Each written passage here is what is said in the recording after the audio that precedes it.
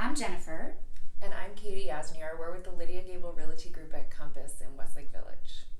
So today we're going to talk about this competitive market and how we are getting offers accepted in the marketplace. Yeah, it's definitely a competitive time. Most houses have multiple offers, and one way that we are getting offers accepted is that we're working with amazing lenders who are actually doing the underwriting for our clients up front. So we're able to write our offer without a loan contingency. So that's a major advantage, and we are partnered with such great lenders that enable us to do that. Yeah, that does really help. That's one of the keys, because obviously everybody knows that you want to put in, over asking and that kind of thing. But I always tell my clients it's more than just putting in as much money as you possibly can. It's also about the terms and conditions of the offer, right? So if you are able to work with the kind of lenders that we have, then you're able to release your loan contingency either completely or, in 7 days. Significantly reduce it. Yeah. So have you been releasing the appraisal contingencies too? I feel like no one's writing with an appraisal contingency at the moment. No. And if you do, then it's going to get countered. So totally, 100%. We have to definitely talk to our clients about that up front, because if you do write without an appraisal contingency, then you need to make sure that you have the funds in order to bridge the gap if the property doesn't appraise. Yeah. So just kind of really being prepared. Exactly. Another thing we do is we still have inspection contingencies, protect our clients, but in our offers we'll write that we won't have a request for repairs. So the buyer gets to do all their due diligence, really know what they're getting into, but then the seller's kind of assured that the buyer's not going to come at them with asking for a bunch of repairs or a credit towards their closing costs. Exactly. And that's dependent on the house. Of course. Sometimes you want to do that, sometimes you don't. Sometimes you want to have like a 5-day inspection contingency. Sometimes you can even take out the inspection contingency, but still do your inspection, so you protect your buyers as long as you have one contingency in there.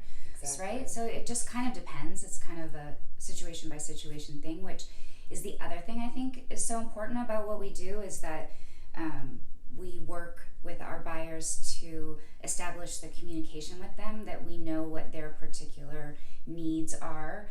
And we're also able to work with the other agents. I think that's really important, right? 100%. Is to establish relationships with the other agents so that we can understand what the sellers want. Exactly. And then we can try to use that to our advantage in our offers. Yeah, and then one other thing that I've done, and it's worked a couple times, is the escalation clause. Yeah.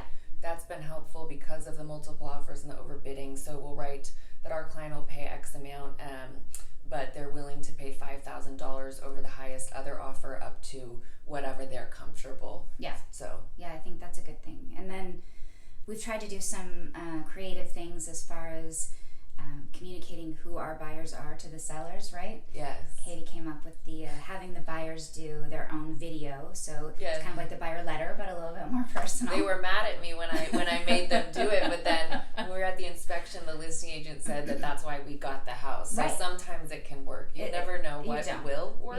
Yeah. But I'd say let's just bring it all and see what we could do. Right. In this market, you kind of have to. So, what else? Little gesture, like maybe having the buyer pay for the home warranty. It's not significant funds for the seller, but I think it shows motivation on the buyer's end, like a good gesture. Another thing I've done is like when it comes to multiples, so you get through the initial round and then you're in the multiple counter offers. This also seems odd, but I've had it work where the buyer then writes another letter to tell them, tell the seller how much they really want it. And then I've also sent additional statements for the buyer, not just their original proof of funds, but to show the seller that they have additional funds if something should happen with the appraisal contingency, just to make sure there is, and that kind of goes along with maybe putting more than 20% down if they're able to. Yeah, right? That's definitely, if they're able to. Another thing that I was actually on the listing side on this, but the offer we accepted, they went in over asking, and then they also gave the seller credit $10,000 towards closing costs. So that's kind of a good strategy if there was a question about appraising. Yep. To just do the extra $10,000 or whatever that way. Yep. But that worked really well. I mean, paying for seller costs, like the home warranty or paying for the addition. That's, sometimes you have to get kind of extreme. Nobody really wants to do that. Right.